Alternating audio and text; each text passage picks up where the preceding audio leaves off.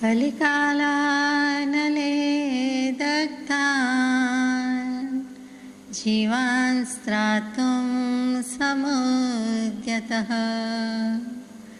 राजचन्द्रसुधा सिन्धुर्नमस्तस्मै स्मराम्यहम्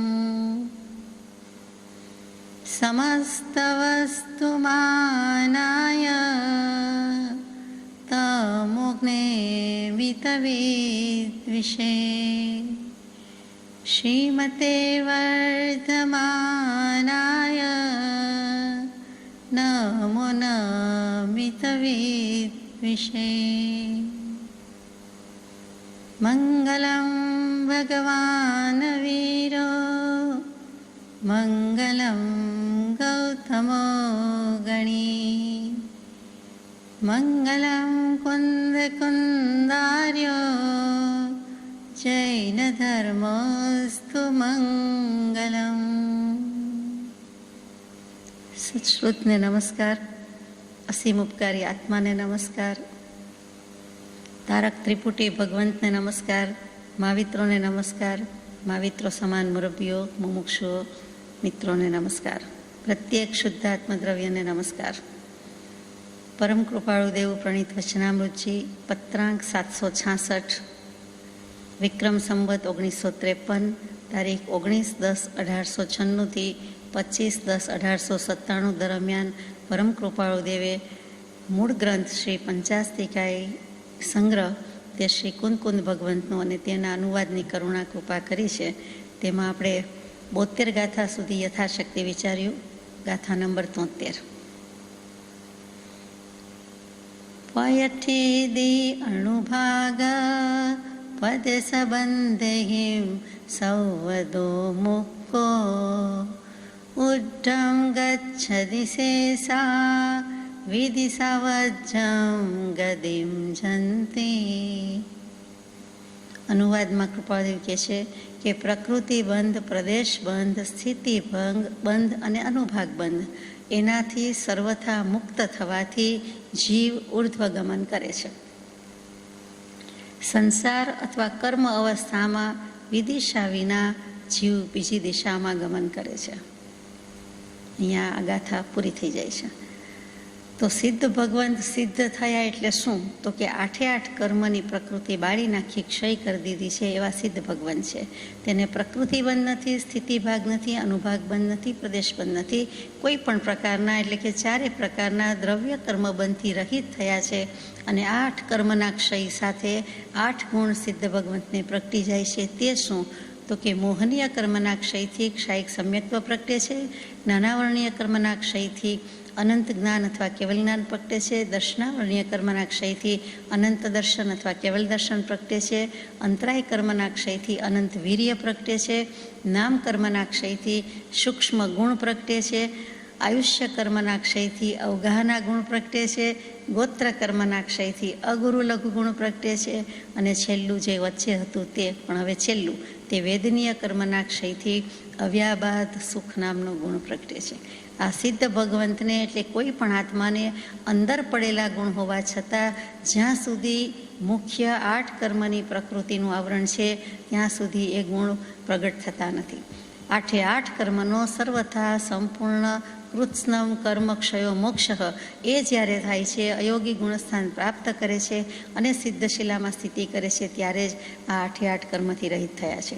એટલે કે નિરંજન નિરાકાર કહીએ છીએ. 8 કર્મનો ક્ષય થયેલો છે ત્યારે સિદ્ધના 31 ગુણ, આમ તો અનંતા ગુણ, મુખ્ય 31, એમાં પણ મુખ્ય 8 ગુણ, તે આ 8 ગુણ પ્રગટે છે. આ 8 ગુણ 8 વિશેષણમાં જૈન દર્શન સિવાયના અનેક મતનું કે માન્યતાનું નિરાકરણ કે નિરસન થઈ જાય છે. એ પણ એટલું જ અગત્યનું છે. બહુ જ ટૂંકમાં લઈએ તો જીવને જ્યારે સદા કર્મમળથી અલિપ્ત અને સદા મુક્ત રૂપે છે એમ માનનાર સદાશિવ મતનું અહીંયા નિરાકરણ છે. સદાશિવ મત એમ કહે છે કે જીવને હર હંમેશા પહેલાં કે પછી જ્યારે પણ કહ્યો ત્યારે એ કર્મમળથી અલિપ્ત જ છે, એને કોઈ દિવસ કર્મ લાગતો જ નથી અને હર હંમેશા એ મુક્ત જ છે.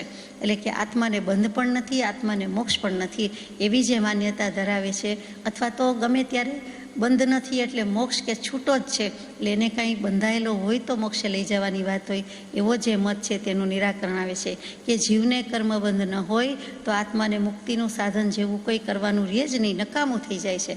તો એમ નથી, અને એમ જો ગણીએ તો જીવને મોક્ષ ન થાય એવી જે માન્યતા છે સદાશિવ મતની, એનું નિરાકરણ થઈ જાય છે કે જીવને આવી રીતે નથી. જીવ સંસારી હતો, મિથ્યામલિન હતો, અશુદ્ધ હતો, અનાદિકાળથી હતો, અને હવે સિદ્ધ થતાં એ મોક્ષે ગયો અને એને શુદ્ધિ થઈ ગઈ છે.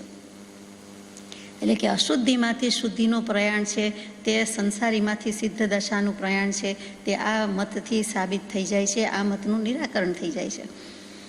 બીજું છે કે મુક્તિમાં આત્માના સુખનો અભાવ માનનારા સાંખ્ય મતનું પણ અહીંયા ખંડન થઈ જાય છે, મંડન થઈ જાય છે કે મુક્તિ મોક્ષમાં આત્માના સુખનો અભાવ છે.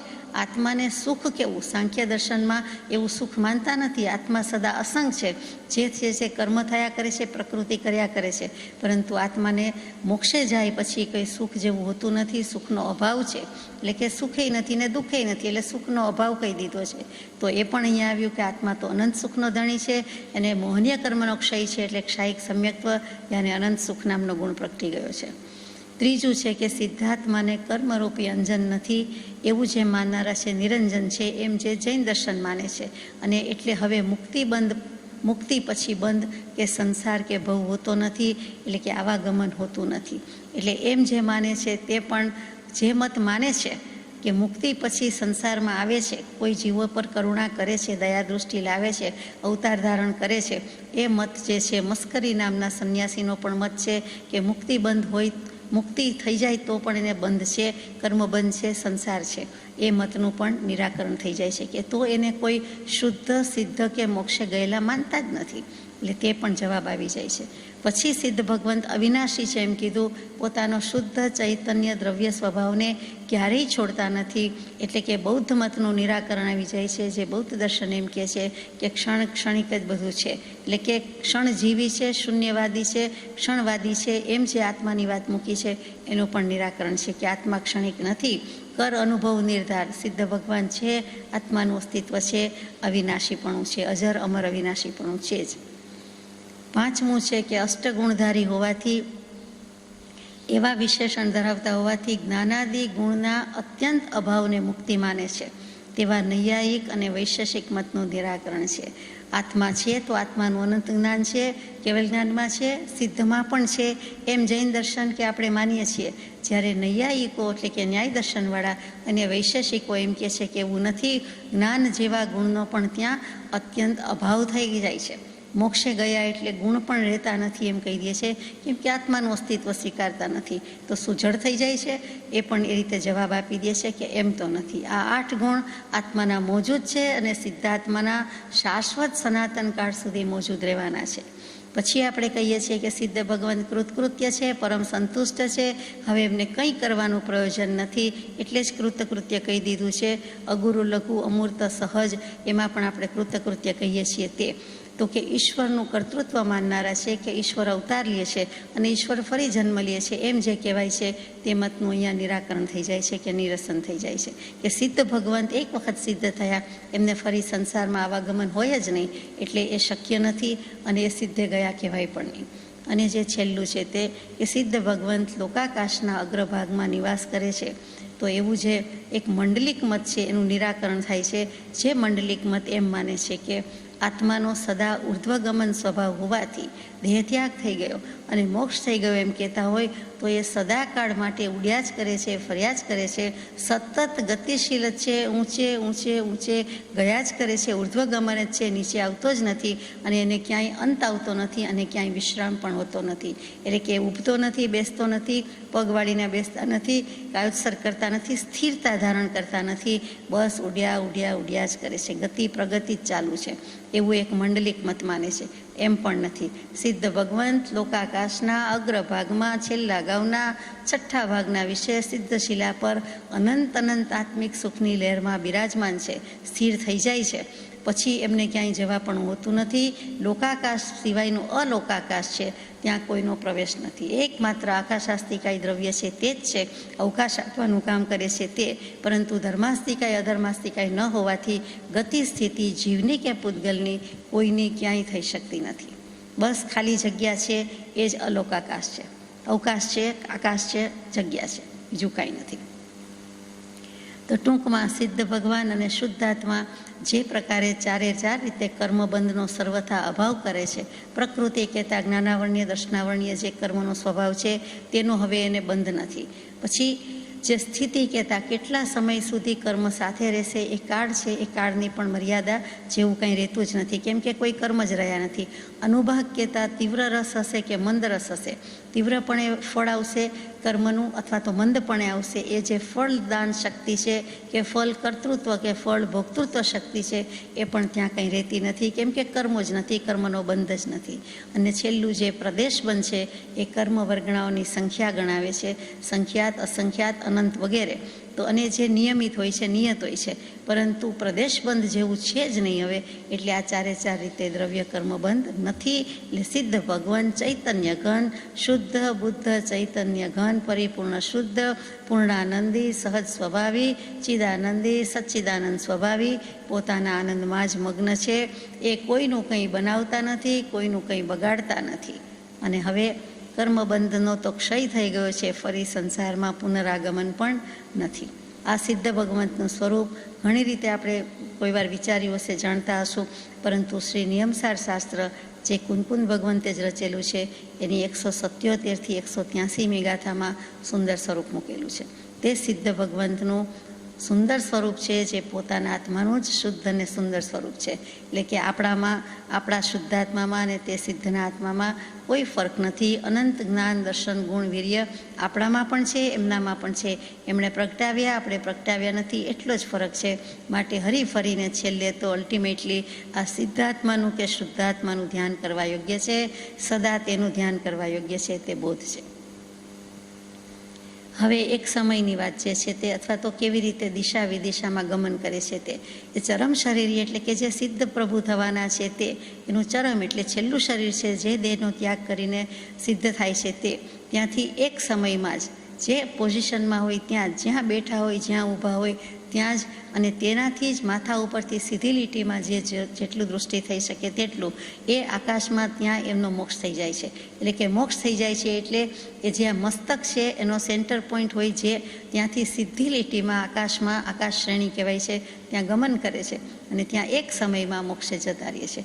અહીંથી દેહ છૂટ્યો નથી. આપણને તો શું, પોતાને કોઈને ખબર પડે ન પડે ત્યાં તો એ સીધો બીજે જન્મી જાય છે, અહીંયા જન્મવાનું રહેતું નથી. અને કેવું જ હોય તો સિદ્ધાત્મા તરીકે સ્થિતિ કરે છે.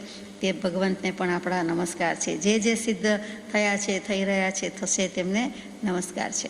તે એક સમયમાં જ પહોંચે છે. અને અવિગ્રહો ગતિ એટલે કે એને અવિગ્રહ ગતિ છે, કોઈ વળાંક આવતા નથી, કોઈ ટર્ન લેવાના આવતા નથી, સીધું જ ઉપર જવાનું છે. આત્માનો ઉપર જવાનો જ સ્વભાવ છે. અને બરાબર જ્યાં છે તે આખા હિન્દુસ્તાનમાં, દુનિયામાં જ્યાં હોય ત્યાંથી સિદ્ધ થતા હોય, ત્યાંથી જે ક્ષેત્રમાં, જે ભૂમિમાં, જે નગરમાં, જે શારીરિક સ્થિતિમાં છે ત્યાંથી બરાબર સીધી લીટીમાં મોક્ષે જાય છે. અને હંમેશ માટે ત્યાં જ રહે છે. પછી ગતિ કરીને જગ્યા બદલવાનું હોતું નથી. એ પણ વિચારવા જેવું છે. જેમ પૃથ્વી ઉપર કાંકરે કાંકરે મોક્ષ કહીએ, તેમ ઉપર નજર કરીએ તો બધે જ આકાશમાં, બધે જ મોક્ષ, મોક્ષ, મોક્ષે ગયેલા જ આત્મા આપણને છે માનવાનું રહે. અવિગ્રહા ગતિ તે આ સિદ્ધ ભગવાનની ગતિ છે. જ્યારે સંસારી કર્મ અવસ્થાવાળા જીવની ગતિ શું છે તો કે 1, 2 કે 3 વધુમાં વધુ વળાંક આવે છે.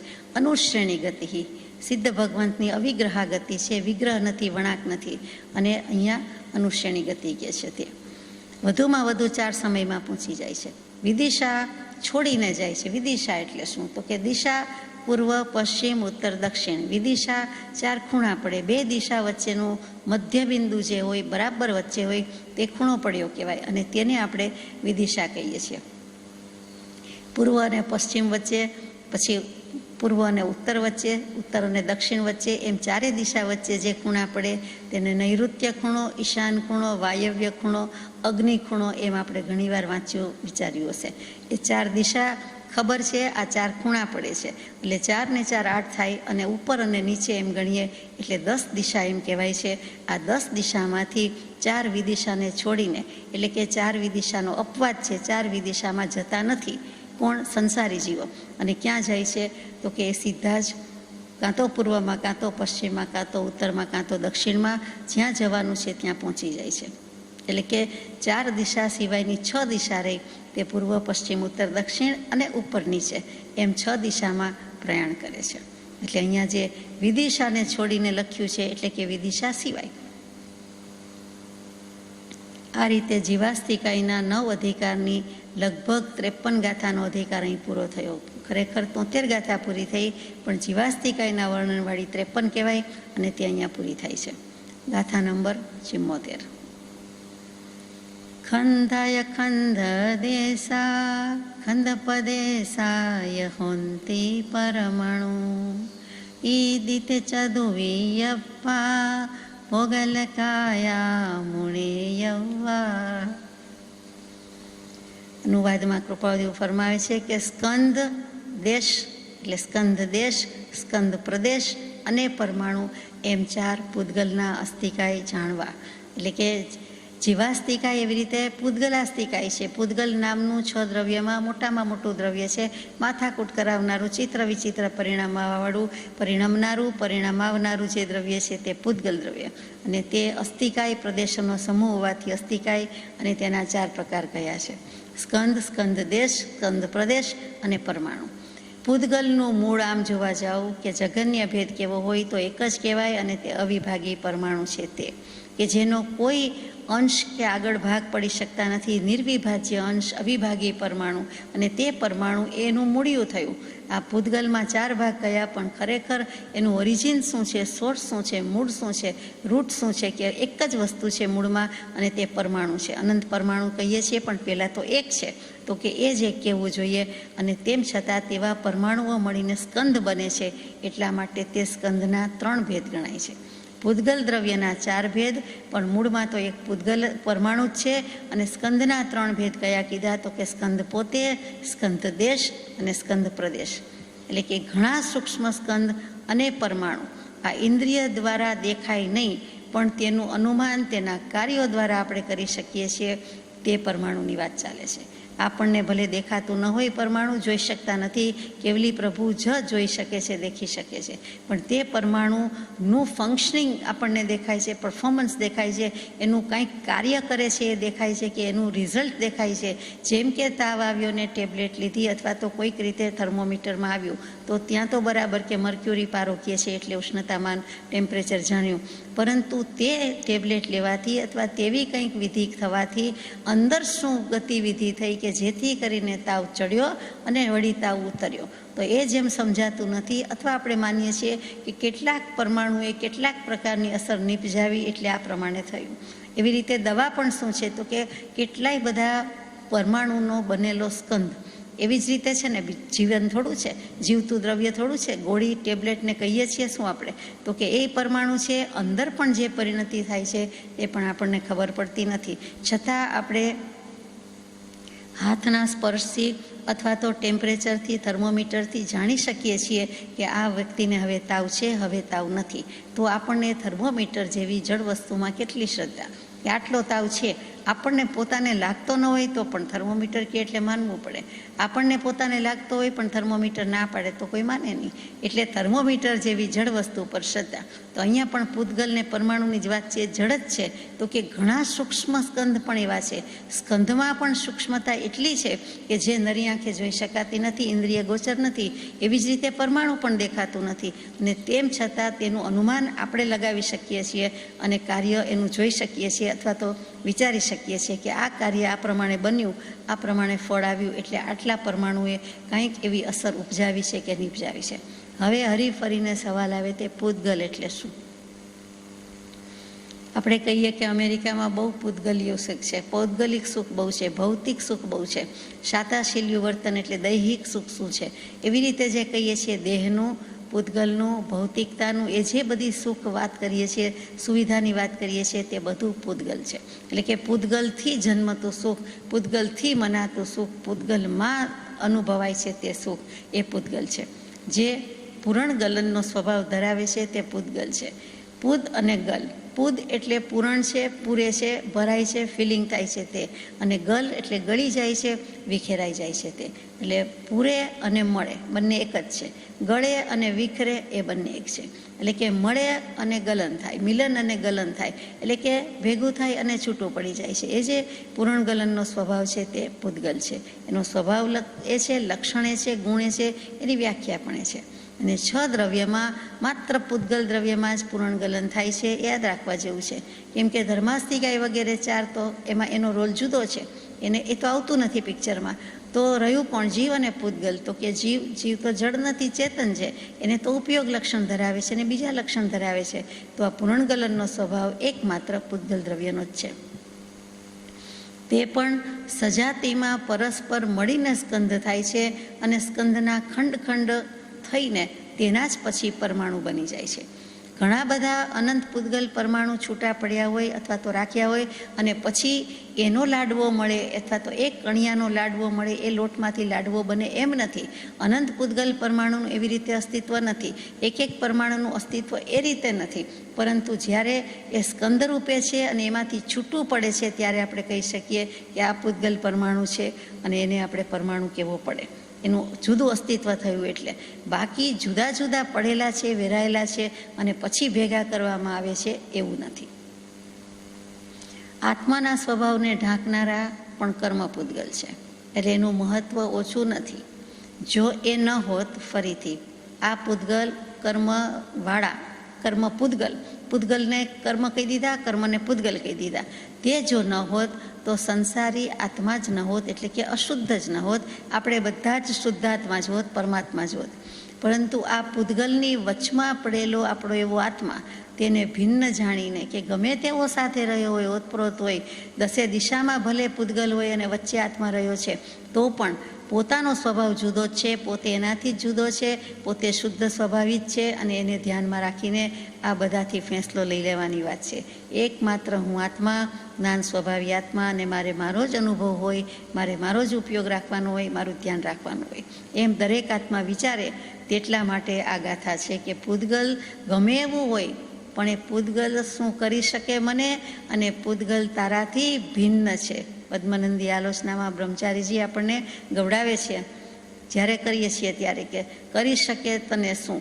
પૂતગલ તો દ્રવ્ય છે, પણ જળ દ્રવ્ય છે, અને પૂતગલ તારાથી ભિન્ન છે. હે ગુરુરાજ, તમે જાણો છો સગળું. તત્વાર્થ સૂત્ર જેવું જ લખ્યું. તત્વાર્થ સૂત્ર સંસ્કૃતમાં લખાયું અને તત્વાર્થ સાર પછી અમૃતચંદ્રાચાર્યે લખ્યું છે. તેમણે શું લખ્યું? તો કે પોતાના અનેક ભેદ આદિ કારણથી તથા દ્રવ્યાદિના નિમિત્તને લીધે પૂતગલ ગલનનો સ્વભાવ છે, પૂરણ ગલનનો સ્વભાવ છે, તેથી તે પૂતગલ કહેવાય છે. એટલે કે બીજા પણ ધુરંધર આચાર્ય અને તેમણે પણ આ ગાથાને સમર્થન કર્યું છે. કુંદકુંદ આચાર્ય પછી જેની ટીકાકાર થયા છે, સમયસારજી વગેરેની ટીકા લખી છે, પ્રવચનસારની પણ લખી છે, તે જ અમૃતચંદ્ર સુરી છે. અને તેમણે આ પ્રમાણે બીજા શાસ્ત્રમાં પણ મૂક્યું છે. એટલે આપણને ટેલી થાય છે, અનુસંધાન મળે છે અને જે કહ્યો તે તાળો મળે છે.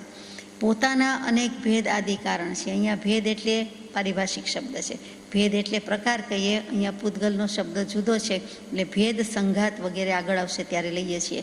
તો કે ભેદ આદિ કારણથી તથા પૂતગલ આદિના નિમિત્ત દ્રવ્યાદિના નિમિત્તને વશ થઈ જાય છે. પૂતગલ દ્રવ્યને નિમિત્તને વશ થઈ જાય છે, બીજા દ્રવ્યને વશ થઈ જાય છે, જીવને વશ થઈ જાય છે, જે કયો તે. અને પૂતગલમાં પૂરણ ગલનનો સ્વભાવ છે, તેથી તેને પૂતગલ કહેવાય છે. એ જ પૂતગલના મૂળ 2 ભેદ છે. બંને એક્સ્ટ્રીમ લીધા છે. એક પરમાણુ, નાનામાં નાનો નિર્વિભાજ્ય અવિભાગી અંશ, અને મોટામાં મોટો તે સ્કંદ, કે જે અનંતાનંત પૂતગલ પરમાણુનો સમૂહ છે. અને સ્કંદના 2 ભેદ લઈએ છીએ આપણે, 3 ભેદ લઈએ છીએ. સ્કંદ પોતે, સ્કંદ દેશ અને સ્કંદ પ્રદેશ. એટલે મુખ્ય તો 2 જ ભેદ, 1 અને 100, પરમાણુ અને સ્કંદ. આટલું આપણે યાદ રાખવાનું છે. પછી આગળ જઈએ છીએ ગાથા નંબર 75. ખંદમ સયલ સમત્થમ તસદુવત્તમ ભણંતી દેશોત્તિ અદ્ધતમ ચ પદેશો પરમાણુ ચેવ અવિભાગી. સકળ સમસ્ત તે સ્કંધ, તેનું અર્ધ તે દેશ, તેનું વળી અર્ધ તે પ્રદેશ અને અવિભાગી તે પરમાણુ. અનંત પરમાણુનો પિંડ તે સ્કંધ. હવે અનંતમાં ગણતરી કેવી રીતે કરવી છતાં સમજવા માટે શાસ્ત્રકર્તા જ્ઞાની પુરુષ મૂકે છે કે દાખલા તરીકે 16 પરમાણુનો એક પિંડ છે. બહુ ઓછા લીધા, 16 જ લીધા, 16, 100 નહીં 16 પરમાણુનો એક પિંડ છે અને એનો એક સ્કંધ બન્યો. એક એક પરમાણુ ઘટાડતા જતાં એમાંથી 9 પરમાણુનો જઘન્ય સ્કંધ થયો અને 16 પરમાણુનો ઉત્કૃષ્ટ સ્કંધ બન્યો. 16 પરમાણુનો સ્કંધ બન્યો છે એટલે 16 મેક્સિમમ લીધા ત્યાં, એટલે ઉત્કૃષ્ટ થયા. અને પછી જ્ઞાની પુરુષે કીધું છે એ રીતે જ સમજીએ છીએ કે એમાં 9ની આંકડો મૂક્યો છે, કેમ કે 16થી અડધું 8, એટલે 8નો તો એક નાનો સ્કંદ બની ગયો, એનું અડધું તે સ્કંધ અને સ્કંદનો દેશ. સ્કંદ એટલે સમસ્ત સ્કંદ, પછી એનું અડધું એટલે ત્યાં દેશ કીધો અને પછી એનું અડધું તે પ્રદેશ કહે છે. એટલે અહીંયા 8ની સંખ્યા મૂકી દીધી અને પછી 9 કહી દીધું. એટલે કે 9 પરમાણુનો જઘન્ય સ્કંદ કહેવાય, 16 પરમાણુનો ઉત્કૃષ્ટ સ્કંદ કહેવાય અને જે વચ્ચે રહ્યા તે એટલે 9થી 15 તે બધા મધ્યમ સ્કંદ કહેવાય. એટલે 16ના ભાગ પાડી દીધા, તે યાદ રાખવાનું. પછી બાકી જે 8 પરમાણુનો પિંડ હતો એને સ્કંધ દેશ કયો હતો, કારણ કે 16નું અડધું 8, તેમાં પણ એક પરમાણુ સ્કંદ ઘટાડતા જવાનું, એક પરમાણુ ઘટાડતા જવાનું, એટલે 5 પરમાણુનો સ્કંદથી સ્કંદનો દેશ થાય. એવી રીતે જઘન્ય સ્કંદ દેશમાં 5 પરમાણુ, ઉત્કૃષ્ટ 8 પરમાણુ અને મધ્યમ જે અનેક ભેદ થાય છે તે. પછી 4 પરમાણુનો પિંડ છે તે સ્કંદ પ્રદેશ થયો, કેમ કે 16 અડધે 8 ને 8 અડધે 4, તેમાંથી એક પરમાણુ ઘટાડતા છેલ્લે 2 પરમાણુનો સ્કંદ આવીને ઊભો રહે અને ત્યાં સુધી પ્રદેશના ભેદ છે, એટલે તે સ્કંદ પ્રદેશ થયું. અર્થાત જઘન્ય સ્કંદ પ્રદેશ તે 2 પરમાણુનો સ્કંદ કહેવાય. જો એક કહી દઈએ તો એને પરમાણુ કહેવાય. ઉત્કૃષ્ટ છે તે 4 પરમાણુનો સ્કંદ છે અને મધ્ય છે તે 3 પરમાણુનો સ્કંદ છે. એટલે કે 2, 3 અને 4 એ જેમાં સમાવેશ પામે એવી સંખ્યા લીધી છે તે 16 લીધી છે, એટલે બરાબર ગણિત બેસે. 16નું અડધું થઈ શકે 8, 8નું અડધું 4 થઈ શકે, 1 થઈ જાય એટલે પરમાણુ છે. 1 અને 4 વચ્ચેના 2 અને 3 રહ્યા તે દ્વિઅણુક સ્કંદ અને ત્રિઅણુક સ્કંદ, એટલે કે 2 અણુનો બનેલો સ્કંદ, 3 અણુનો બનેલો ભળેલો મળેલો સ્કંદ તે કહેવાય છે. અને સૌથી નાનામાં નાનો એક જ રહ્યો કે જે હવે એકમાત્ર છે તેના વધારે વિભાગ પાડી શકાતા જ નથી, કેવલ જ્ઞાની પણ પાડી શકતા નથી કે જોઈ શકતા નથી, તે પરમાણુ છે. 2 પરમાણુનો દ્વયનિક, 3 પરમાણુનો ત્રણિક, આમ સ્કંદ કરતાં કરતાં અનંત પરમાણુ સુધી સ્કંદ થાય છે. માટે અનંત પરમાણુનો મળેલો એક સ્કંદ કહીએ છીએ. આ તો સમજવા માટે 16ની સંખ્યા છે, બાકી 16 તો ઘણી જ નાની સંખ્યા છે, ક્યાં અનંત અને ક્યાં 16, પણ અડધું અડધું કરવાને સમજવા માટે લીધું છે. તેવી જ રીતે ભેદથી, સંઘાતથી અને ભેદ અને સંઘાત બંનેથી પણ અનંત પ્રકારના સ્કંદ બને છે. એટલે કે પરમાણુ કે સ્કંદોના મળવાથી જ સ્કંદ બને છે. પછી મોટા સ્કંદના ભેદમાંથી નાના સ્કંદ બને છે. પછી થોડા પરમાણુ નીકળી જતા અથવા થોડા પરમાણુ મળી જતા, થોડા ભળે છે થોડા નીકળી જાય છે, એમ ભેદ સંઘાત થયા કરે છે અને તે બંનેથી સ્કંદ બને છે. એટલે ભેદ એટલે છૂટા પડી જવું, સંઘાત એટલે ભેગા થવું, સાથે સમૂહ કહીએ. તે આપણે સંઘાત શબ્દ બોલીએ છીએ, એ ખરેખર સંઘાત ઉપરથી સંઘાત કરીએ, સંઘાતે જઈએ, સંઘાતે લાવીશું, સંઘાતે જમીશું, એ શબ્દ આવ્યો છે. તો ભેદ એટલે છૂટું છૂટું, અલગ અલગ, એટલે થોડાક પરમાણુ વિખેરાય છે, એનો સ્વભાવ છે. થોડાક પરમાણુ વિખેરાઈ જાય છે, થોડાક પરમાણુ ભેગા પણ થાય છે, એટલે સંઘાત થાય છે. એટલે ભેદ જુદુંય હોય છે, સંઘાત એકલું હોય છે અને ભેદ સંઘાત સાથે પણ હોય છે. એટલે મોટા સ્કંદમાંથી નાના સ્કંદ થાય છે ત્યારે ભેદ કહેવાય છે. મોટાનું નાનું કર્યું, મોટા લાડવાના ભાગલા પાડ્યા તો આપણે કહીએ ને કે નાનો લાડવો છે, અથવા તો અડધા કર્યા, એમ જે છે તે જ વસ્તુ આપણને અહીંયા સમજાવે છે. એટલે એમ તો સહેલું જ છે. લોકમાં અનેકવિધ સ્કંદ સર્વ પ્રદેશોમાં વ્યાપીને રહેલા છે, એટલે જ આ લોકની ચિત્ર વિચિત્ર રચના છે. અને સર્વ સ્કંદોનું મૂળ કારણ એક એવું અવિભાગી પરમાણુ છે. હકીકતમાં વાસ્તવિક રીતે એક પરમાણુ છે એ જ શુદ્ધ પૂતગલ દ્રવ્ય છે. એક જ પરમાણુ હોય તે જ શુદ્ધ પૂતગલ દ્રવ્ય છે.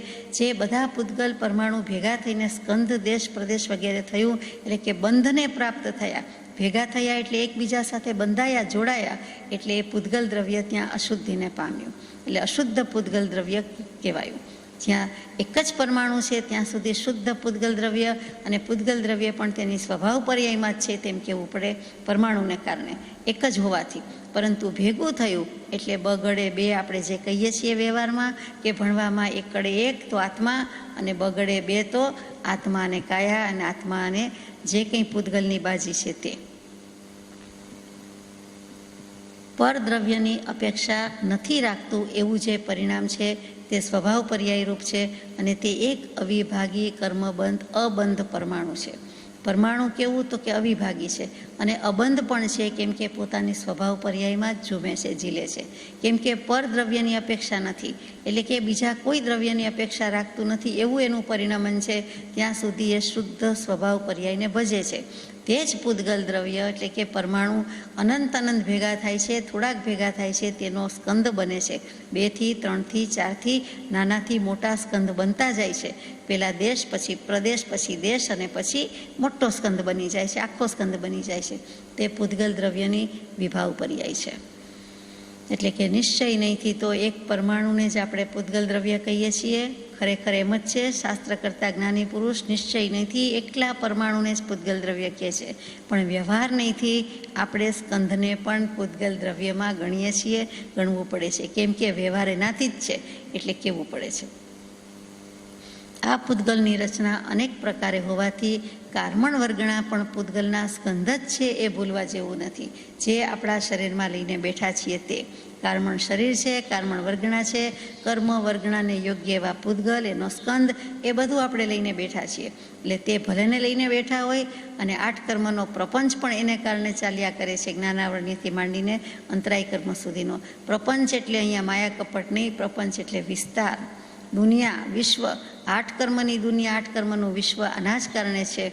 છતાં પણ એમાં જુદો કોઈ હોય તો કે સર્વ અવસ્થાને વિશે ન્યારો સદા જણાય, પ્રગટ રૂપ ચૈતન્યમય એ એંધાણ સદાય.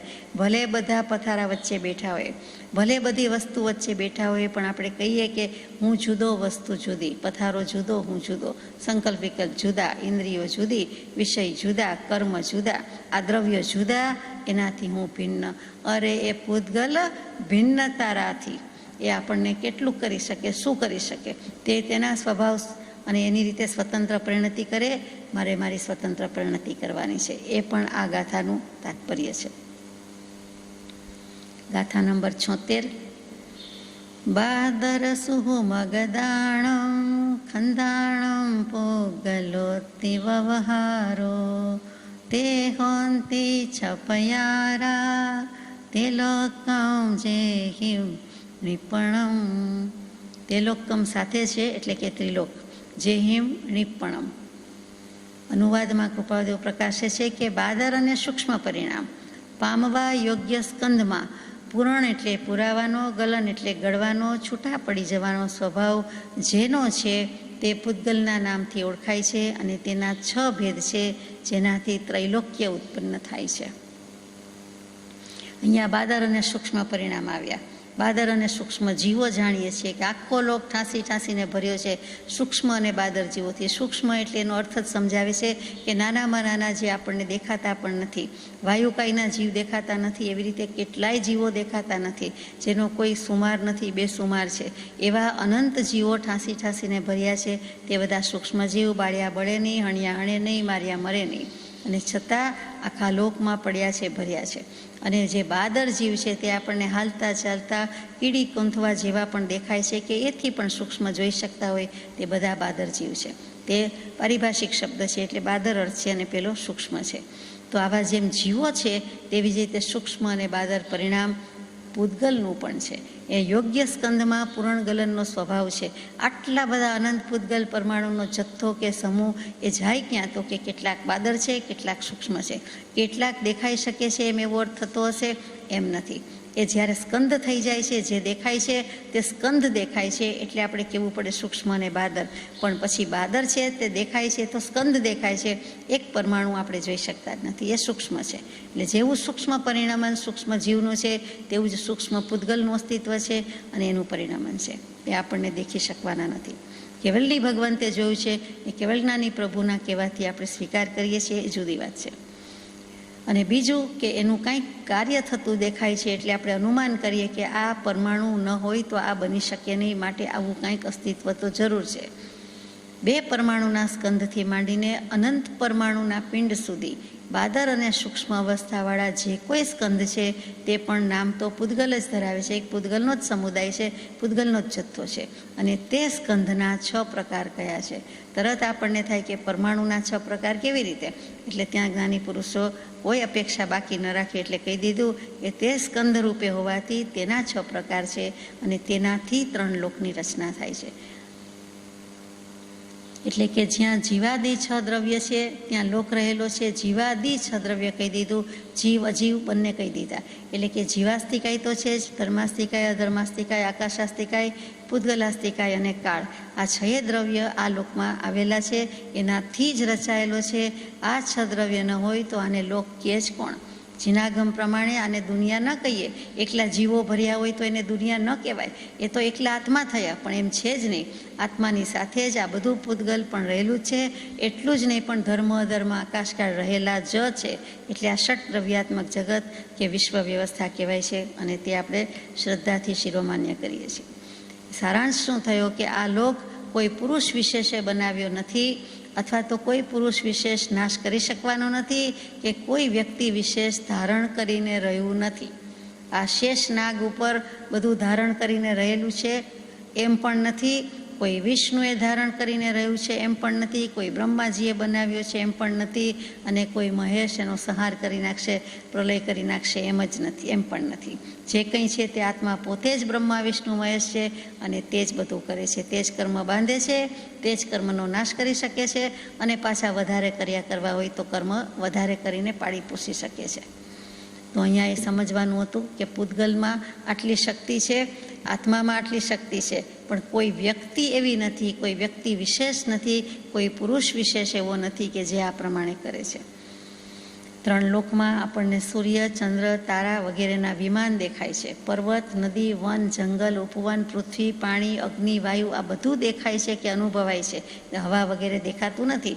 તો એ બધું જે છે તે પણ સૂક્ષ્મ સ્કંદ અને આ બધા સ્થૂળ સ્કંદ કહેવાય. અને સૂક્ષ્મ સ્કંદ છે તેમાં પણ કેટલુંક આવી ગયું. કાર્મણ વર્ગણા, તેજસ વર્ગણા, ભાષા વર્ગણા, મનોવર્ગણા વગેરે બધી વર્ગણા છે તે સૂક્ષ્મ સ્કંદમાં લીધી, જે દેખાતી નથી. મન કોઈને દેખી શકાતું નથી, એ મનોવર્ગણા છે, એ પૂદગલનું બનેલું છે, તો પણ આપણને ક્યાંય દેખાતું નથી. જ્યારે મોટા મોટા પહાડ, પર્વત, નદી, એવી જ રીતે સૂર્ય, ચંદ્ર, તારાના જે આપણને અત્યારે દેખાય છે તેના વિમાન કહો, એના મહેલ કહો, એનો પ્રકાશ છે. એટલે કે ટૂંકમાં પૂદગલની દુનિયા દેખાય છે. પ્રકાશ છે એ પણ એક પૂદગલનો પ્રકાર છે, દેખાય છે. કંઈ દેવ આપણને પ્રકાશ રૂપે દેખાતો નથી. એ પોતે આટલો અગનગોળો થોડો હોય કે ઠંડીનો ગોળો થોડો હોય. સૂર્ય, ચંદ્ર એ તો દેવ જ છે, જ્યોતિષકાયના દેવ જ છે, પરંતુ એના જે વિમાન છે એનો આટલો પ્રકાશ છે અથવા પોતાનો આટલો પ્રકાશ આ રીતે આપણને આવી રહ્યો છે એમ વિચારવાનું છે. તો એ સ્થૂળ સ્કંદ છે, નરી આંખે દેખાય છે, જોઈ શકીએ છીએ, વિચારી શકીએ છીએ તે. અને સૂક્ષ્મ સ્કંદ ગમે તેટલું સાથે લઈને બેઠા છીએ પણ દેખાતુંય નથી, વિચારી શકતાય નથી. પોસ્ટમોર્ટમ કરીએ, બીજાનું કરીએ તો એમાંથી કંઈ બધાની વર્ગણા દેખાય નહીં. ગમે તેવી સર્જરી કરીએ તો ક્યાંય કંઈ મન દેખાવાનું નથી. એ મનોવર્ગણા છે, ભાષા વર્ગણા છે, એ ક્યાંય એમ દેખાવાની નથી. એટલે એ બધા સૂક્ષ્મ સ્કંદ કીધા છે. અને એમાં ને એમાં આ બધા પરિણમન થયા કરે છે. પૂદગલનું પરિણમન પૂદગલમાં જ થયા કરે છે. એટલે સ્કંદના તો અનંત ભેદ છે, છતાં મુખ્યતાએ આ ગાથામાં કયા છે તે 6 ભેદ છે. હવે 6 ભેદ કયા છે? તો કે પેલું સ્થૂળ, પછી સ્થૂળ, પછી સ્થૂળ સૂક્ષ્મ, પછી સૂક્ષ્મ, પછી સૂક્ષ્મ સ્થૂળ, અને પછી એકલું બાકી રહ્યું તે સૂક્ષ્મ. એટલે કે 2 જ શબ્દોમાંથી 6 ભેદ કર્યા છે. સ્થૂળ, સ્થૂળ, સ્થૂળ, સ્થૂળ, એ 3 ભેદ થયા. પછી સૂક્ષ્મ, સૂક્ષ્મ, સૂક્ષ્મ અને સૂક્ષ્મ સ્થૂળ, એ 3 ભેદ થયા. એટલે કુલ 6 ભેદ બતાવ્યા છે. આપણને બોલવામાં, વિચારવામાં એમ થાય કે આ કેવું, પરંતુ વ્યવહાર એનાથી જ નભે છે. વિચારીએ કેવી રીતે થાય છે તે. કે સ્થૂળ એટલે શું? તો કે બંને સ્થૂળ છે, દેખીતી રીતે દેખાય તેવા છે, કે જેના ટુકડા કરી નાખીએ છીએ, જેના ભાગ પાડી દઈએ છીએ તો પણ જાતે તે પૂદગલ સ્વયં મળી શકતા નથી કે ભળી શકતા નથી તેવું. તે સ્થૂળ શું? જેમ કે પર્વત છે, એને આપણે ટુકડા કર્યા વચ્ચેથી ભાગ કર્યા અથવા સાઈડમાંથી કર્યા તો ટુકડા ટુકડા રૂપે દેખાય છે, પરંતુ એ બે ટુકડા અથવા તો એ અનેક ટુકડા પર્વત રૂપે ભેગા થઈ શકતા નથી, મળી શકતા નથી, કાંઈ ભેગા થઈ જતા નથી. એવી જ રીતે પૃથ્વીમાં ખોદીએ છીએ તેમાં પણ એમ છે. એવી જ રીતે ઘડાના ટુકડા કરી દઈએ છીએ તે પણ એમ જ છે. ઘડો ભાંગી જાય કે ઘડો તોડી નાખવામાં આવે તો એ સ્થૂળ છે. ઘડો સ્થૂળ રૂપે હતો, એના ટુકડા પણ સ્થૂળ રૂપે દેખાય છે. અને એ જ બધા ભાગ અને ટુકડા સ્વયં પોતે પણ મળી શકતા નથી. આપણને એમ થાય કે આપણે મેળવી શકીએ છીએ, તો આપણે એને ફેવિકોલ વગેરે લગાવીએ તો મળી શકે એમ કહીએ, પરંતુ એમાં ફેર છે. એ ગમે એમ તો એ સાંધો કહેવાય, એ સાંધેલો ભાગ કહેવાય, એ અખંડ કહેવાતું નથી. અને બીજું કે પૂતગલ પોતે તો કાંઈ કરી શકતું નથી. આપણે કર્યું એમ કહીએ, પણ પૂતગલના દ્રવ્ય સ્વયં પરિણમનારા દ્રવ્યો છે, તે આ રીતે પોતે કાંઈ ભાગ ભેગા કરી શકતા નથી. તે સ્થૂળ. બીજું સ્થૂળ છે કે જેને અલગ અલગ કરી દઈએ તો પણ તે જ ક્ષણે સ્વયં મળી શકે છે, તેનું નામ સ્થૂળ દ્રવ્ય છે. જેમ કે ઘી એ છૂટું પાડી દીધું હોય તો પણ ભેગું થઈ શકે છે. પાણી એ જરાક લીટી પાડી, લાકડીથી કરી, હાથથી કરી, આંગળીથી કરી, ગમે તેટલી રીતે કરી, ડાંગે માર્યા પાણી કદી જુદા પડે નહીં, તરત ભેગા ને ભેગા. એવી રીતે ઘીને, પાણી ને તેલ એવું જે બધું છે તે છૂટું પડે, છૂટું પાડવામાં આવે તો પણ તે જ ક્ષણે તરત જ સ્વયં મળી શકવાની ક્રિયા પ્રક્રિયા શક્તિ ધરાવે છે. તેનું નામ સ્થૂળ છે. આ જુઓ પૂતગલની દુનિયા કેવી બધી છે. પછી સ્થૂળ સૂક્ષ્મ છે કે જેને જોતા હોઈએ છતાં હાથમાં પકડીને અન્ય સ્થાને લઈ જઈ શકાતા નથી.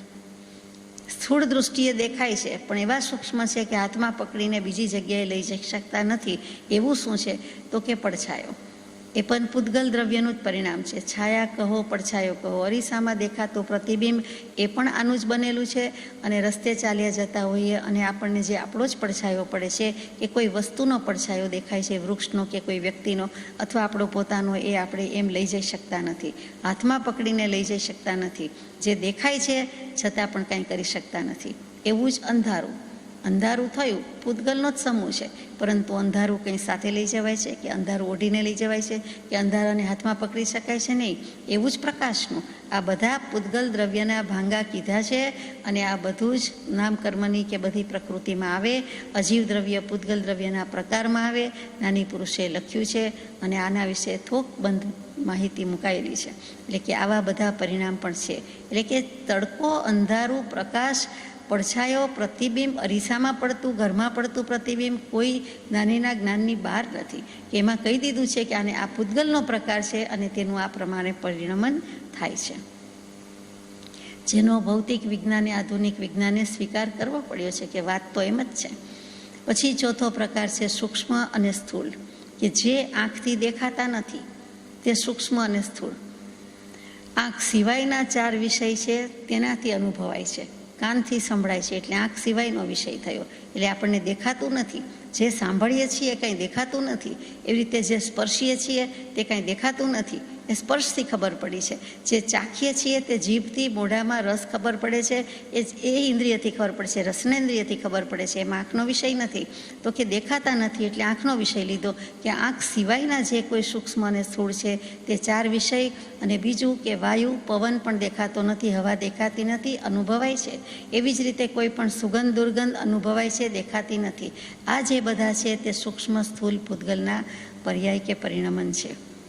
5મું છે તે સૂક્ષ્મ લીધું છે કે જે કોઈ પણ ઇન્દ્રિયથી જણાતું નથી. જેમ કે જ્ઞાનાવરણીય કર્મ લાગ્યું, દેખાતું તો છે નહીં, કેવી રીતે લાગી ગયું? તો કે ઇન્દ્રિયથી દેખાય નહીં, કોઈ પણ ઇન્દ્રિયથી દેખાય નહીં. કોઈ પણ ઇન્દ્રિય, 5 ઇન્દ્રિયના વિષયનો જે અનુભવ નથી, આધાર નથી, તેવી જે છે જ્ઞાનાવરણીય હોય, દર્શનાવરણીય હોય, મોહનીય હોય, કોઈ પણ કર્મમાં મુખ્ય 8 પ્રકાર છે તે એ 8 કર્મને યોગ્ય જે કોઈ વર્ગણા છે, પૂતગલ વર્ગણા છે, તે દેખાતી નથી, તે સૂક્ષ્મમાં જાય છે. એકલું સૂક્ષ્મ પરિણમન છે. એ આપણે શરીરમાં સાથે લઈને બેઠા હોઈએ પણ ખબર પડતી નથી કે દેખાતી નથી. તે પણ જ્ઞાનનું આવરણ છે, એમ અનુભવાય છે. એટલે આપણે અનુમાન કરીએ કે હા, હોવું તો જોઈએ, વાત તો સાચી છે, કંઈક આવરણ તો છે. એવી રીતે 6થું છે કે સૂક્ષ્મ કર્મ વર્ગણાથી પણ સૂક્ષ્મ છે. તે છેક 2 અણુના સ્કંદ સુધી જઈ શકે છે. તેનું નામ સૂક્ષ્મ પૂતગલ છે. જુઓ, પરમાણુ નહીં, હજી સ્કંદના જ ભેદ છે. એટલે 2 અણુ સુધીના જે ભેદ છે, 2 અણુ સુધીનું લીધું એટલે કે સ્કંદ સુધી લીધું, તે સૂક્ષ્મમાં સૂક્ષ્મ પરિણમન કીધું છે. આમ પૂદગલ દ્રવ્યના મુખ્ય તો બે જ ભેદ છે, પરમાણુ અને સ્કંદ. હવે પરમાણુના બે ભેદ મૂક્યા છે તે વિચારવાના છે કે પરમાણુ એક પ્રદેશી અવિભાગી એના ભાગ પડે તો કે ભાગ કહેતા નથી, અમે ભેદ કહીએ છીએ. એમ કરીને જ્ઞાની પુરુષ ચોખવટ કરે છે. એક કારણ પરમાણુ છે, એક કાર્ય પરમાણુ છે. કારણ અને કાર્ય સાથે જાય છે, કાર્યકારી કહીએ છીએ તે. કારણ પરમાણુ શું છે તો કે પૃથ્વીકાય, જળકાય, અગ્નિકાય, વાયુકાય. અહીંયા કાંઈ નથી કહેતા, પણ પૃથ્વી, જળ, અગ્નિ, વાયુ એમ 4 ધાતુ કહીએ છીએ. જે પંચમહાભૂત કહીએ છીએ એમ અહીંયા 4 ધાતુ કીધી છે. એ 4 ધાતુનું જે કોઈ કારણ છે તે આ કારણ પરમાણુ કહેવાય છે. પૃથ્વી, જળ, અગ્નિ, પરમાણુ એ પરમાણુ જ છે, પરમાણુની જ સૃષ્ટિ છે. અને એનું કારણ શું છે તો કે મૂળમાં એ પરમાણુ છે. જીવ તો નથી તો પછી કોણ છે તો કે 4 ધાતુ કીધી, 4 પંચમહાભૂત કીધા છે, માટે તે પરમાણુ છે. બીજું કાર્ય પરમાણુ કોને કહીએ તો કે સ્કંદનો ભેદ કરતાં કરતાં છેલ્લે જે અવિભાગી અંશ રહે છે, નિર્વિભાજ્ય અંશ રહે છે, તેને અમે પરમાણુ એટલે કાર્ય પરમાણુ કહીએ છીએ. એટલે કાર્ય પરમાણુ એટલે પરમાણુ જાણે મોટું થઈ ગયું, અસ્તિત્વમાં આવી ગયું અને આપણે જોઈ શકીએ તો આપણે જોઈ શકતા નથી, કેવલી પ્રભુ જોઈ શકીએ છે. તે પરમાણુનું અસ્તિત્વ સાબિત કર્યું, તેનું નામ કાર્ય પરમાણુ. પણ એના મૂળમાં શું તો કે કોઈના કારણરૂપે પણ કામ કરે છે. તો કોના કારણરૂપે કામ કરે છે તો કે પૃથ્વી, જળ, અગ્નિ અને તેજ. એટલે કે પૃથ્વી, જળ, અગ્નિ અને વાયુ, તેજ નથી લખ્યું. એટલે એ જે 4 છે એનું જે કારણ છે તે પરમાણુ છે. એટલે આ રીતે કારણ પરમાણુ અને કાર્ય પરમાણુ છે. ટૂંકમાં એટલું જ કે આ લોક 6 દ્રવ્યના સંયોગનું જ નામ છે. આ 6 દ્રવ્યનો સંઘાત, સમૂહ, સંયોગ, સંગઠ્યું, ભેગું, મિલાપ જે છે તેનાથી છે. અનાદિકાળથી છે, ક્યારથી છે એમ નહીં, અનાદિકાળથી છે, અનંતકાળ સુધી આમ જ લોક રહેવાનો છે. જીવ અને પૂદગલ અનેક પ્રકારના ક્રિયા, અનેક પ્રકારની પરિણતિ, અનેક પ્રકારનું પરિણમન એમ કર્યા જ કરે છે. અને તેને કારણે લોક તો આમ જ રહેવાનો છે. ધર્માસ્તિકાય, અધર્માસ્તિકાય, આકાશાસ્તિકાય અને કાળ એ 4 દ્રવ્ય ઉદાસીનપણે સહાયક રહેવાના છે, થવાના છે. પણ જે કંઈ છે તે આ 6 દ્રવ્ય સ્વભાવથી જ પરિણમન કરતાં કરતાં લોકમાં અનેક અવસ્થા સ્વયં રચ્યા જ કરે છે. અને આ જ વસ્તુનું સ્વરૂપ છે, બીજું નથી, જે જાણવાની આપણને આજ્ઞા છે. વસ્તુનું સ્વરૂપ જાણવાનું છે. વસ્તુ કહેતા આત્માનું કહીએ, જીવાસ્તિકા એમાં આવી જ જાય છે. અને બીજા પણ બધા દ્રવ્યો રહેલા છે. એટલે વસ્તુનું સ્વરૂપ સમજો, પદાર્થનું સ્વરૂપ સમજો. એટલે માત્ર આત્માનું સ્વરૂપ સમજો એમ નહીં, આત્માનું સ્વરૂપ સમજતા અજીવનું પણ સ્વરૂપ સમજવાનું છે. જે જીવ આત્મા અને અનાત્માનું સ્વરૂપ જાણતો નથી એ સંયમમાં કેવી રીતે સ્થિર રહી શકશે. 10 વૈકાલિકજી સૂત્રમાં મૂક્યું છે, બીજા પણ આગમમાં મૂકેલું છે. અને કૃપાળુદેવે પણ જેની નોંધ લીધી છે અને આપણને વાંચવા, વિચારવાની, સમજવાની આજ્ઞા કરેલી છે તે કે વસ્તુનું સ્વરૂપ સમજો, વસ્તુનું સ્વરૂપ સમજો. તાત્પર્ય તો એટલું જ કે આટલી બધી પૂદગલની વાતમાં જગતની, શરીરની, કર્મોની બધી જ રચના પૂદગલકૃત જ છે.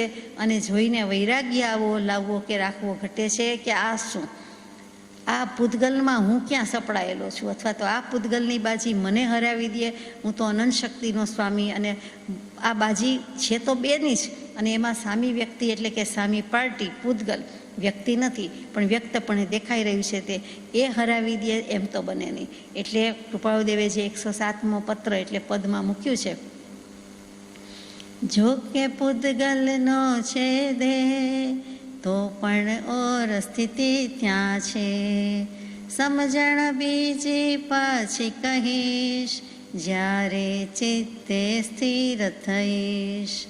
લોક પુરુષ સંસ્થાને કયો એનો ભેદ તમે કઈ લયો.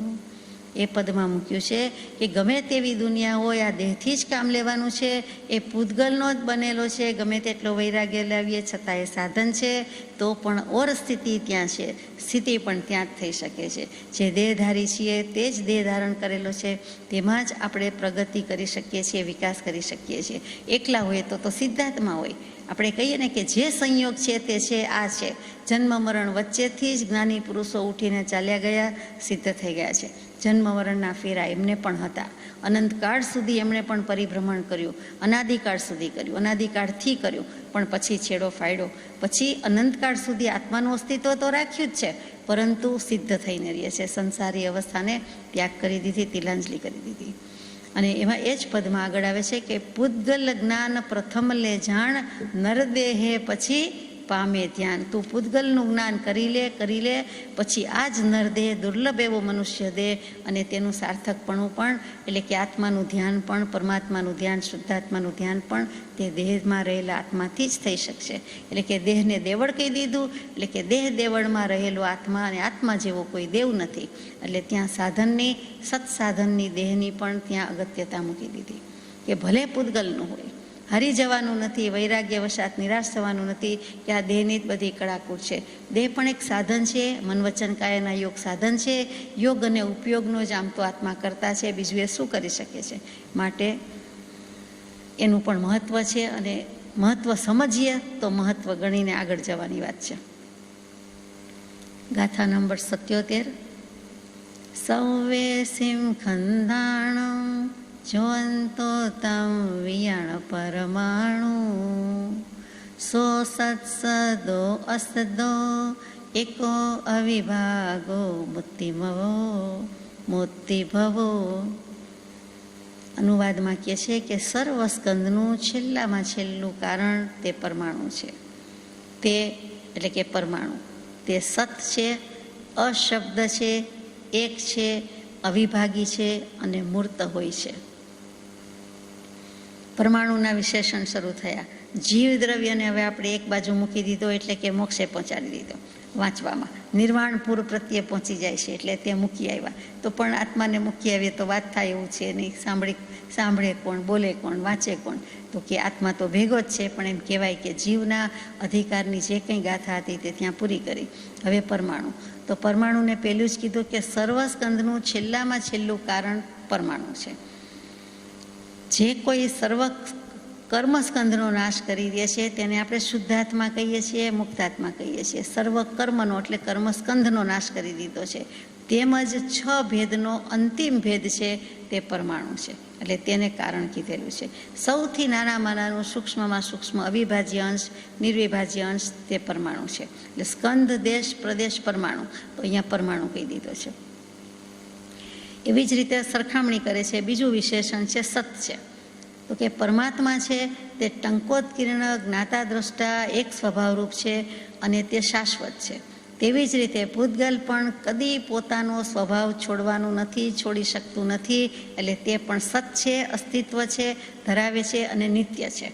હર હંમેશ છે ને છે જ. એટલે કે આપણે ઘણીવાર કહીએ છીએ કે ભલે ને અહીંયા અગ્નિ સંસ્કાર થઈ ગયો પણ પરમાણુ તો કહેવાય જ ને, એના પરમાણુ પડેલા જ કહેવાય. શું કામ? તો કે પરમાણુનો કે પૂતગલનો નાશ થતો નથી, એટલે કે અપેક્ષા એ નાશ થાય છે પણ તો પર્યાયાંતર પામે છે, એટલે કે રૂપાંતર પામે છે. એટલે કોઈને કોઈ રીતે તો આપણી પાસે જ છે, સાથે જ છે. જ્ઞાની પુરુષો થઈ ગયા એમ નહીં, પણ જ્ઞાની પુરુષો જ છે જ.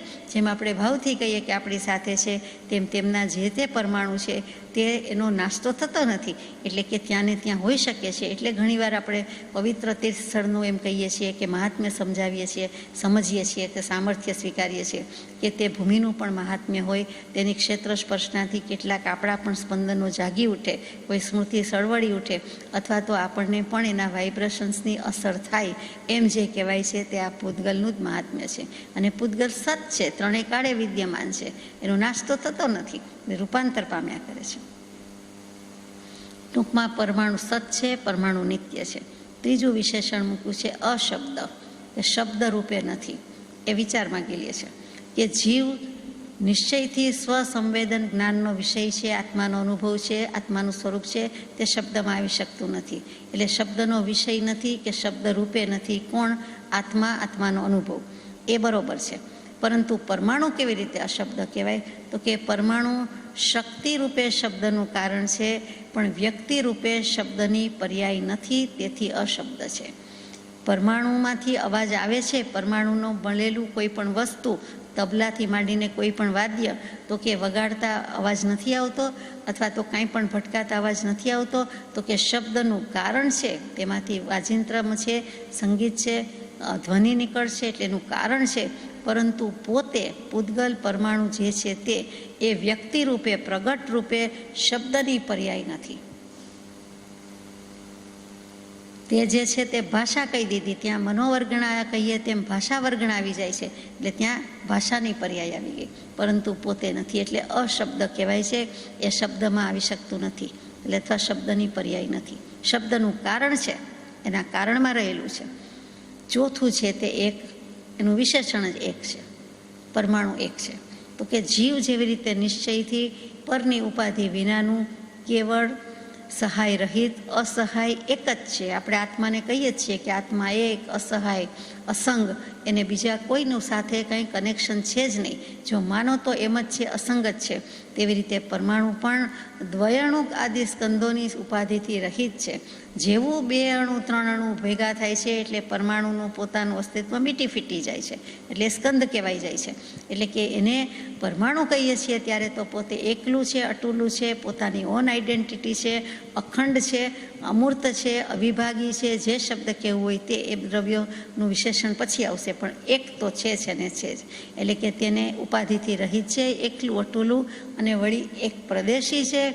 એટલે એને પ્રદેશ નથી, પોતે જ એક પ્રદેશ રૂપે છે. એટલે કે એ એક છે, પરમાણુ એક છે. ત્યાર પછીનું વિશેષણ મૂક્યું છે તે અવિભાગી છે. અવિભાગી એટલે શું? તો કે લોકાકાશ પ્રમાણ અસંખ્યાત પ્રદેશી જીવદ્રવ્ય છે તેવી રીતે અખંડ છે, અવિભાગી છે. તેમ પરમાણુ અંશ રહિત છે એટલે અવિભાગી કહેવાય છે. એનું આગળ કોઈ ભાગ પડતા નથી, વિભાગ પડતા નથી, ટુકડા થતા નથી, અંશ પણ એમાંથી વધારે જઈ શકાતું નથી આગળ. એનું નામ પરમાણુ છે, એટલે તે અવિભાગી કહી દીધું છે. અને છઠ્ઠું જે કહ્યું છે તે મૂર્ત વિશેષણ છે કે વર્ણ, ગંધ, રસ, સ્પર્શ તેનાથી ઉત્પન્ન હોવાથી તે મૂર્તિક છે. પરમાણુને મૂર્ત કીધેલું છે, અમૂર્ત નથી કીધું, મૂર્ત કીધું છે. એટલે કે વર્ણ, ગંધ, રસ, સ્પર્શ તો એને રહેલા છે અને તેનાથી એ અભિન્ન છે અને તેમાંથી ઉત્પન્ન થાય છે, એટલે તેને મૂર્તિક કીધું છે. એ દેખાય છે, પરમાણુ નથી દેખાતું, પણ પરમાણુના વર્ણ, ગંધ, રસ, સ્પર્શ છે એમ કેવલી ભગવંતે જોયું છે, માટે તેને મૂર્ત કીધેલું છે. કોઈ પણ એક અસ્તિત્વ ટપકું માનો કે માની લઈએ વિચારવા માટે, નાનામાં નાનું કણ કયો કે ટપક્યો કયો, તો એને વર્ણગંધ રસ સ્પર્શ તો કંઈક કહેવાય જ ને. નથી એમ કેમ કહેવાય? કાંઈક તો દેખાવમાં કલર જેવું હોય ને, કાળું કે સફેદ, પણ કાંઈક તો હોય ને. એવી જ રીતે ગંધ પણ હોવાની, રસ પણ હોવાની, સ્પર્શ પણ હોવાનું, એમનું કહેવાનું છે. હવે પ્રશ્ન થાય કે પરમાણુને આકાર હોય, અને હોય તો કેવો હોય? પરમાણુ ગોળ હોય છે. કાંઈ પણ બિંદુ મૂકીએ, ટપકું મૂકીએ, તો કણ મૂકીએ તો એનો આકાર આપણે જેવું મૂકીએ તેવું એને ગોળ જ કહેવાય. એને ત્યારે ચોરસ, લંબચોરસ, ત્રિકોણ એકેય આકારમાં મૂલવી શકીએ નહીં. આ ગણિત શાસ્ત્રનો નિયમ છે અને અધ્યાત્મશાસ્ત્રનો નિયમ છે. કાંઈ પણ મૂક્યું એટલે એ ટપકું કે પેલું ગોળ જ કહેવાય. એટલે પરમાણુ પણ ગોળ જ હોય છે. આ કેવલી ભગવંતે જોયું, જાણ્યું છે એટલે આપણે કહીએ છીએ. પછી બીજું કે 6 અંશ એને ષટકોણ રૂપે કહેવાય છે. તો પૂતગલને આકાર નથી અને કેવો હોય તો ગોળ ટપકું થયું, તો એમાં 6 અંશ શું કામ કીધા છે એ પણ વિચારવાનું છે. પણ એને 6 જ કહેવાય છે. જ્યારે જ્યારે ષટકોણ કરીએ છીએ ત્યારે તરત જ કોઈ કહી જાય કે આ પૂતગલનો આકાર છે, અથવા તો અમારો મુદ્રાલેખ કે અમે એમ્બ્લેમ બનાવ્યો છે એમાં 6 ખૂણા રાખ્યા છે, કેટલાક 8 ખૂણા રાખે છે, કેટલાક બીજો જ આકાર રાખે છે. તો કે 6 ખૂણા છે અને 6 ખૂણા પડે છે, કેમ કે 6 દિશામાં પ્રયાણ છે. એટલે પૂર્વ, પશ્ચિમ, ઉત્તર, દક્ષિણ એમ કહેવું પડે છે. અને એમ કહીએ છીએ એટલે ઉપર નીચે પણ ભેગું જ આવે છે, એટલે એને 6 ખૂણા કહેવા પડે છે. આ 6 અંશ છે. પૂતગલને, પરમાણુને આપણે નિરંશ કહીએ છીએ, અને તેમ છતાં બીજી અપેક્ષાએ 6 ખૂણા પણ કહેવામાં આવ્યા છે. આ પણ જુઓ, શાસ્ત્ર કરતાં કોઈ અપેક્ષા નહીં બાકી ન રાખે. અને કેવલી ભગવંતે પણ જોઈને કહ્યું છે, એટલે નિરંશ કહીએ છીએ તેમ છતાં ષટકોણવાળું કહેવું પડે છે. અંશ રહિત છે એમાં નિરંશ આવી ગયું. સ્કંદોનું ઉપાદાન કારણ છે. સ્કંદ બને છે શેમાંથી? શું કામ બને છે? તો કે પરમાણુ વિખેરવાથી નહીં, પણ પરમાણુ મળવાથી મળે છે. એવી જ રીતે સ્કંદમાંથી, અનંત પૂતગલ પરમાણુમાંથી કેટલાક પરમાણુ વિખેરાય પણ છે, એનો સ્વભાવ છે. તો સ્કંદ નાનો થઈ જાય છે, અથવા તો એ કાંઈ તૂટી પડતો નથી, એનું અસ્તિત્વ તો રહે છે. જે છે એનાથી નાનું થઈ જાય છે, બાકી એનું અસ્તિત્વ પણ અકબંધ છે. એટલે સ્કંધોનું ઉપાદાન કારણ પણ તે છે. અને ઇન્દ્રિયોને અગોચર છે. ઇન્દ્રિયથી કોઈ કાળે પરમાણુ જોઈ શકાતો નથી. કેવલી ભગવંતે જ્ઞાનમાં જોયું એ જોયું, પરમાત્માએ જાણ્યું તે જાણ્યું અને એનું આપણે માન્યું, બાકી આપણને ખબર પડતી નથી. ગાથા નંબર 78. આદેશમત મુત્તો ધાતુ ચદુ કસ કારણ જોદુ સોણેયો પરમાણુ પરિણામ ગુણો સંયમ સદ્દો. વિવક્ષાએ કરીને એટલે કે આશય અભિપ્રાય સમજીએ તો આ મૂર્ત છે. પરમાણુની જ વાત આગળ જાય છે કે પરમાણુ મૂર્ત છે, 4 ધાતુનું કારણ છે. એટલે પૃથ્વી, જળ, વાયુ જે છે તે પરમાણુ જાણવા યોગ્ય છે. તે પરિણામી છે, પોતે અશબ્દ છે પણ શબ્દનું કારણ છે. જેમાંના મોટાભાગના મુદ્દા આપણે હમણાં જ ગાથા 77માં વિચાર્યા છે તે જ છે. છતાં વિગતમાં આપણે અવસરે લઈશું. ટૂંકમાં મોક્ષ માર્ગસ્ય નેતારમ વેત્તારમ કર્મભૂભૃતામ જ્ઞાતારમ વિશ્વતત્ત્વાનામ વંદે તદ્ગુણલબ્ધયે. સજાત્મ સ્વરૂપ પરમ ગુરુ.